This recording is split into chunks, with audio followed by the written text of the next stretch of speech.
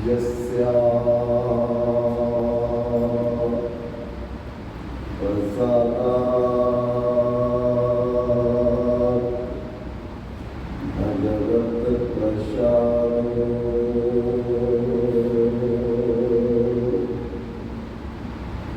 यस्या प्रसादात् न गति कुतोऽपि ध्यायस्तु वञ्चितस्या यशस्करी संयम् वन्दे गुरु श्री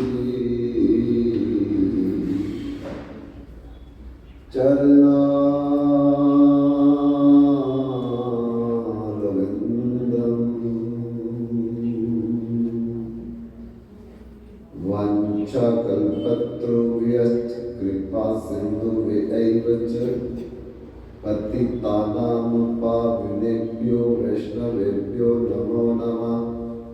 महाप्रसाद जननी सर्वसौभाग्यवर्धनी आदिव्याधि हर नित्यं तुलसी तवं नमो अस्तुते। श्री कृष्ण चैतन्य प्रभु नित्यानंद श्री अद्वैत गदाधर शिवसदि गौर भक्त वृंद। हरे कृष्णा कृष्णा कृष्णा हरे हरे हरे राम राम राम हरे हरे। वृंदावन बिहारी लाल की जय। सियावर रामचंद्र महाराज की जय। गौरी शंकर भगवान की जय। उमापति महादेव की जय। अंजनी पुत्र हनुमान की जय। तुलसी शालिग्राम भगवान की जय। लड्डू गोपाल नंद बाबा यशोदा मैया की जय। कार्तिक व्रत की जय। व्रत पालनकारी समस्त भक्त वृंद की जय। निताई गौर हरि बोल हरि बोल। आज बड़ा महत्वपूर्ण दिन है, क्योंकि आज के दिन सर्वशक्तिमान सर्वअंतर्यामी सर्वव्यापक सर्वाधार सर्वनियंता सर्व सृष्टि संचालक पालक सिंहारक सर्व सुहृद सर्व स्वतंत्र सर्व साक्षी सर्व हृदयेश्वर निखिल ब्रह्मांड नायक भगवान श्री कृष्ण बछड़ों को छोड़ करके गोचारण प्रारंभ किया और हम लोगों को इस गोचारण से गोरक्षा से कई प्रकार की शिक्षाएं प्रदान की। गो माता हम हमें धारण भी करती है और हमारी पालना भी करती है।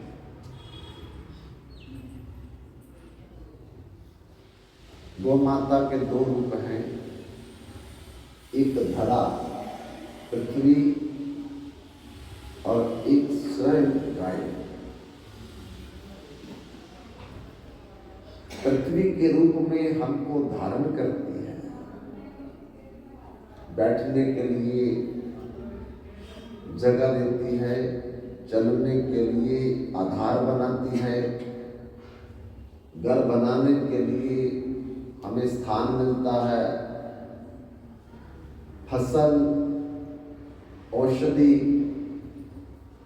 फल, सब्जी और 8 प्रकार की लक्ष्मी आभूषण के रूप में हम लोगों को इस गौ माता के धरा अवतार से ही प्राप्त होता है। और दूसरा रूप गाय का हमें दूध दे करके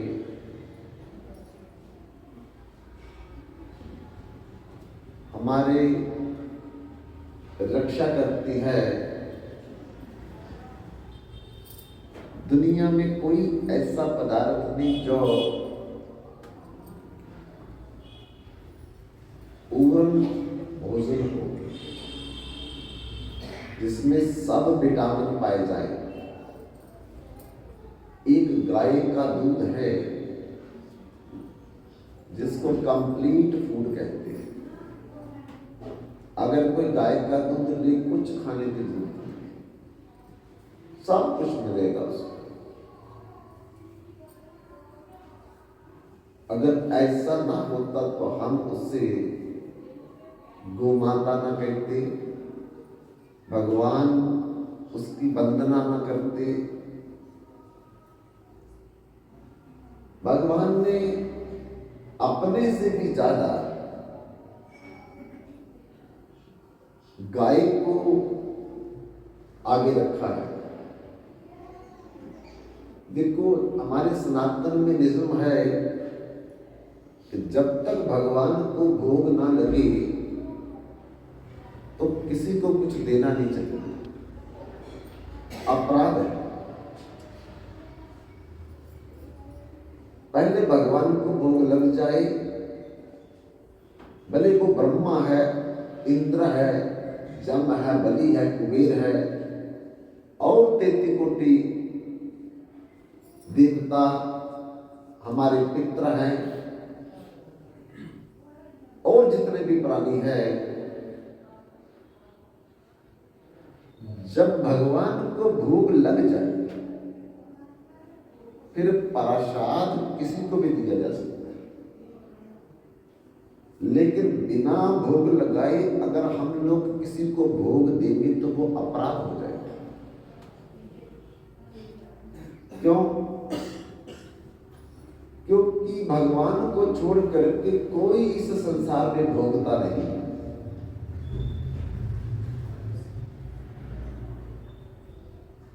भोग्य है, उनसे ऊपर कोई नहीं, उनके बराबर कोई, उनसे पहले कोई नहीं, उनके बाद में कोई नहीं।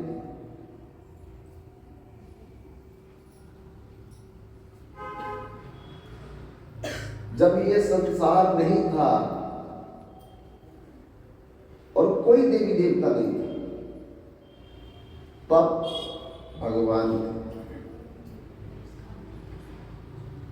चतुर्श्लोकी भागवत में भगवान ने स्वयं कही है जो बात, अहमी वा समय भाग्यरे नान्यद जत सत सत परम पश्चाद हम यदि तक जो विशिष्येत सोस में हम। इस संसार से पहले केवल मैं ही था और कोई नहीं। जल नहीं, पृथ्वी नहीं, आकाश नहीं, अग्नि नहीं, वायु नहीं, कुछ भी नहीं, केवल भगवान।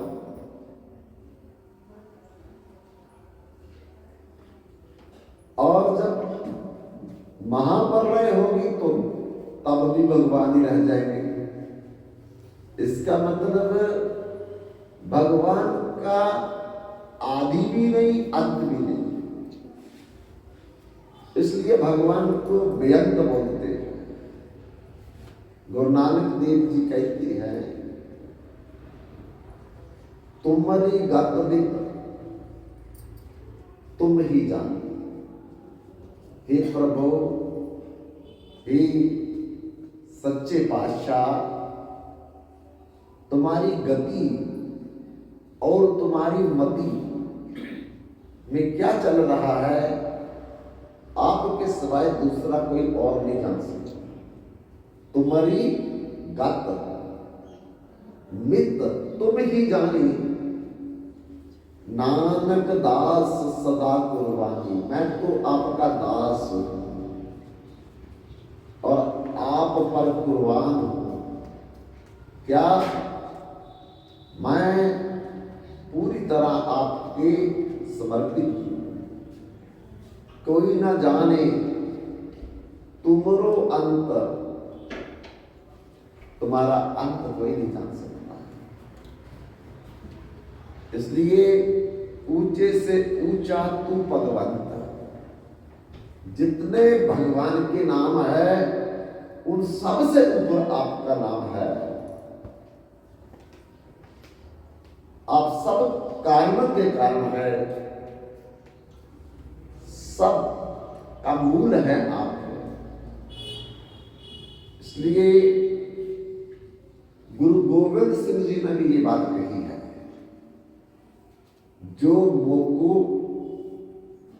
परमेश्वर उच्चार है, जो मेरे को परमेश्वर कहेगा सो नर नरक कुंड में परा है और नरक का अधिकारी हो जाएगा। क्यों? मैं हूं परम पुरख का दासा, देखन आयो जगत तमाशा। मैं उस परम पुरख का दास हूं और मैं इस जग में तमाशा देखने आया हूं। जो मेरी जिम्मेदारी है पूरी करूंगा, फिर मैं वापस चला जाऊंगा। इसलिए सती पुरख जिन्हें जाने सतगुर तिसका नाम, तिसके संग सिख उधर नानक हर गुण। जिसने उस परमात्मा को जान लिया है, समझ लिया है, बस उसको फिर और कुछ भी जानना बाकी नहीं रह जाता है। ये जितना कुछ हम लोग मेहनत करके जानने का प्रयास करते हैं, ये सब अपने आप ही आ जाएगा जब हम भगवान को जान जाएंगे। क्योंकि उनको छोड़ करके दुनिया में कोई और तत्व नहीं जानने वाला। जिसने भगवान को जान लिया उसने सबको जान लिया। इसलिए गुरु नानक देव जी कहते हैं, फिरत फिरत प्रभ आया परया, ताऊ शरणाए। नानक की एक बेनती प्रभ अपनी भक्ति लाए। आप इतनी कृपा करिए, हम आपकी भक्ति करते रहे। आपने जो जिम्मेदारी हमको दी है, हम उन जिम्मेदारियों को निभाते रहे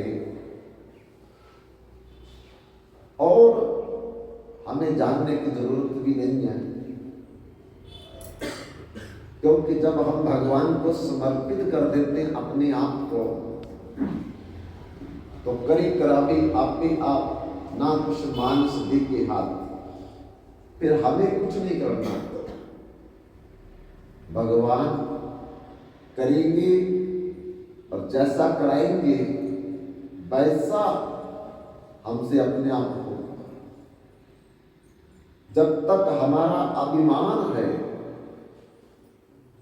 तब तक बंधन का कारण है। क्यों? हम करते हैं, हमारे अंदर अहंता और ममता का विचार रहता है। और जब अपनी जिम्मेदारी भगवान को दे देंगे, समर्पित भगवान को कर देंगे, तो फिर भगवान जो कराए, ना पाप लगेगा ना हमको पुण्य लगेगा। क्योंकि जब तक कर्ता अपने आप को मानते हैं तभी तक पाप और पुण्य का फल भोगना पड़ता है। जब कर्ता है ही भगवान, इतनी समझ आ जाए, तो फिर जो करवाएंगे, क्योंकि जल थल अग्नि आकाश पवन पे केवल उसकी सत्ता, उनकी मर्जी के बिना जहां हिल न सके एक पत्ता, उसका सोचा जहां पे होता, उसकी शक्ति महान। मारने वाला है भगवान, बचाने वाला है भगवान। उस पर एक बार कोई निर्भर हो जाए, बस समर्पित हो जाए, फिर कुछ करने की जरूरत नहीं है। स्वयं भगवान फिर करवाते हैं, हम फिर इंस्ट्रूमेंट बन जाते हैं।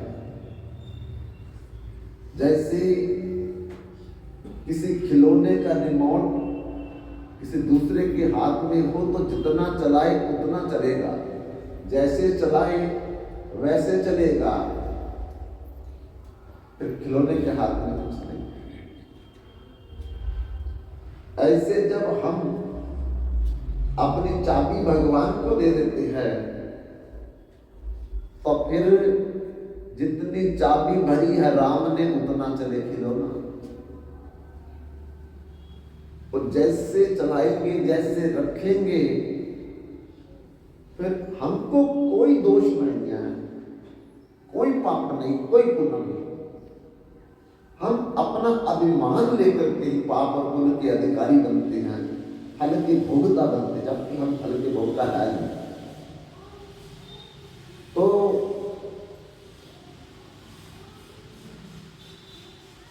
आज बहुत महत्वपूर्ण दिन है कि भगवान ने ये हमको शिक्षा दी है कि जिसकी मैं आराधना करता हूं, जिसकी मैं पूजा करता हूं, जिसकी मैं उपासना करता हूं, जो मेरी इष्ट देव है, उसको मेरे भोग लगाए बिना पहले दे दो। एक गाय प्राणी है जिसको पहले दे सकते हैं, दुनिया में और कोई प्राणी नहीं जिसको पहले दे सकते। भगवान के पहले गाय को देना, एक केवल गाय के लिए, और भैंस को नहीं दे सकते, चिड़िया तो मैना को नहीं दे सकते, ब्रह्मा इंद्र शंकर को, जमराज को भी पहले नहीं दे सकते।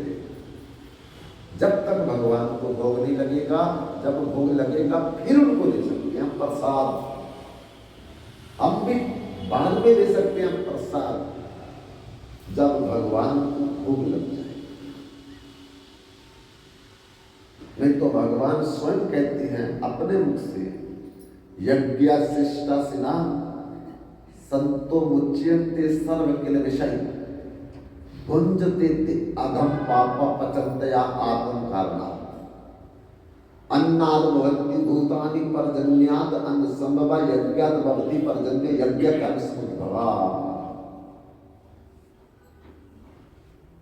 और फिर आगे लिख दिए पत्रम पुष्पम फलम तोयम जो में भक्ता पर्यक्षति तदहम भक्त्या उपहृत अश्नामी प्रियता। जो लोग मुझे भोग नहीं लगाते हैं वो पाप और पुण्य के खुद अधिकारी होंगे, उनका फल उनको भोगना पड़ेगा।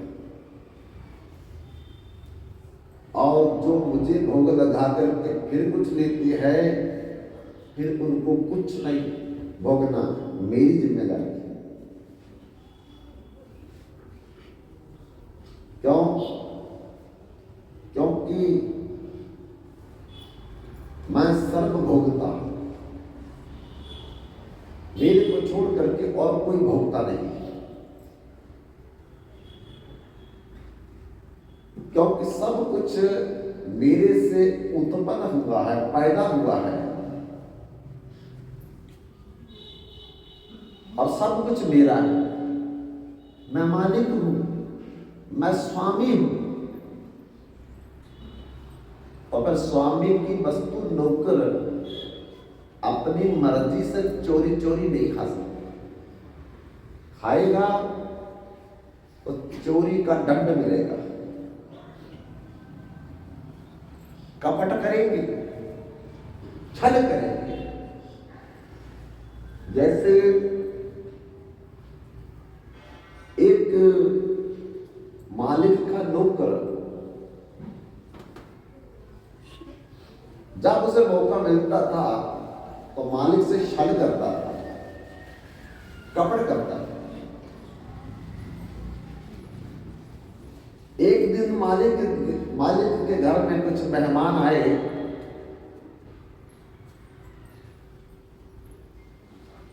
तो मालिक ने कहा, रामो बात सुनो। रामू मालिक के पास गया। जी मालिक, बोलिए क्या हुक्म है। मालिक ने कहा कि मेरे मेहमान आए हैं, तो हलवाई की दुकान पर जाकर के 4 रसगुल्ले ले आओ, क्योंकि 4 मेहमान हैं, एक एक रसगुल्ला दे के बाद में बताओ। जी मालिक। फिर मालिक ने बोला, देख करके लाना, ऐसा ना हो कि हफ्ते भर के बने हो, वासना मारते हो, देख करके लाना। चला गया वो लेने के लिए, और जब वो रसगुल्ले लेकर के आया और डब्बा खोला, मालिक ने देखा कि उसमें एक रसगुल्ला है। आवाज देकर के रामू को बुलाया, रामू। रामू दौड़ करके आया, जी बाबा। अरे तुझे तो मैंने बोला था 4 रसगुल्ले लाने, तू 1 रसगुल्ला लाया है।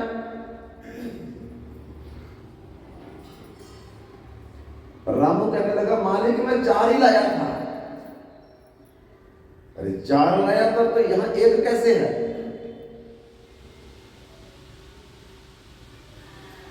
और मालिक आपने कहा था मेरे को देख करके लाना, तो 4 रसगुल्ले में से 1 मैंने खा करके देख लिया कि ताजा है, तो बासी तो नहीं है। आपने खुद बोला था देख करके लाना, 1 ले करके मैंने खा करके देखा, ठीक ठाक है। मालिक कहता तो फिर 1 खाया, 4 में से तो 3 होने चाहिए थे, ये तो 1 है। तो नौकर कहता है कि मालिक, आपकी माता जब कभी हम बैठते हैं तो वो कहानी सुनाती कि 3 चीजें अपने दुश्मन को भी नहीं देनी चाहिए। तो आप तो मेरे मालिक हैं, मैं आपको 3 रसगुल्ले कैसे दे सकता था। 1 मैंने खा लिया कि 3 नहीं मालिक को दे दे। तब मालिक कहता फिर भी 2 होने चाहिए थे, ये तो 1 है इसमें। तो मालिक जब भी मैं कोई आपके लिए चीज लाता हूं तो उसमें से आधा आप मेरे को देते ही है, तो मैंने अपना आधा हिस्सा ले लिया पहले ही। 2 थे, 1 मैंने ले लिया, बीच में से 1 आपको दे दिया मैंने। तो ऐसा भगवान के साथ छल और कपट नहीं चलेगा। क्यों सब कुछ भगवान का है। जब मां ने पूछा कि लाला, सब गोकुल के शिकायत कर रहे हैं कि तू माखन की चोरी करता है,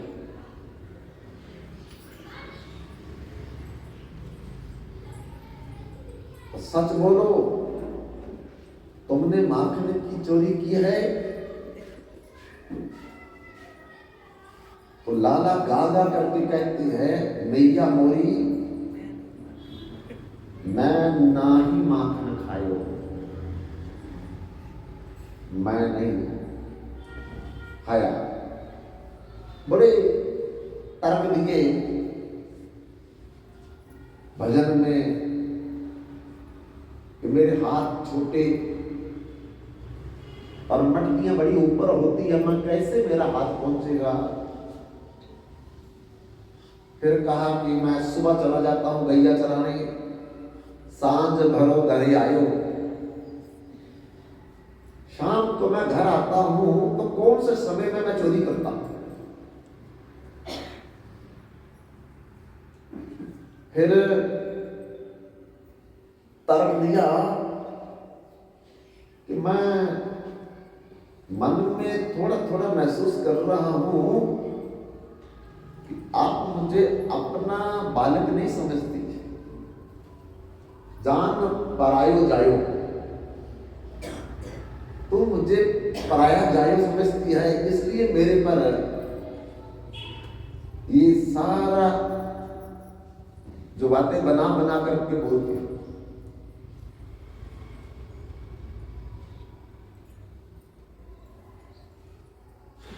तो जब मां को ये बात कही कि आप मुझे पराया जायो समझती हूं, तो जशोदा को ये बात लग गई और जशोदा ले उर कंठ लगायो, जिस लाला को एकदम गले लगा लिया कि देख लाला, मैं लोगों की बात सुनकर के तुम्हें कहती हूं, मैंने कभी थोड़ी बोला कि तू माखन चोरी करता है। जब मां ने समझ ली इतनी बात, तो भगवान उसी बात को मोड़ देते हैं, मैया मोरी, मैंने ही माखन खायो। पहले कह रहे मैं नहीं माखन खायो, अब उसी में ही उस लाइन को अर्थ बदल देते हैं कि मैया मोरी, मैं ही माखन खायो। क्यों खाया? तो मैया मोरी माखन भावे, मुझे माखन अच्छा लगता है। मैया मोरी माखन भावे, जो मेवा पकवान कहत तू मोहे नहीं रुचि आवे।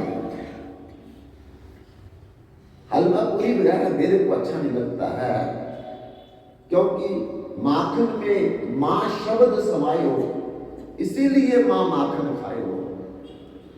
माखन शब्द में मां की ममता है, मां शब्द आता है, इसलिए मैं उसको खाना पसंद करता हूं।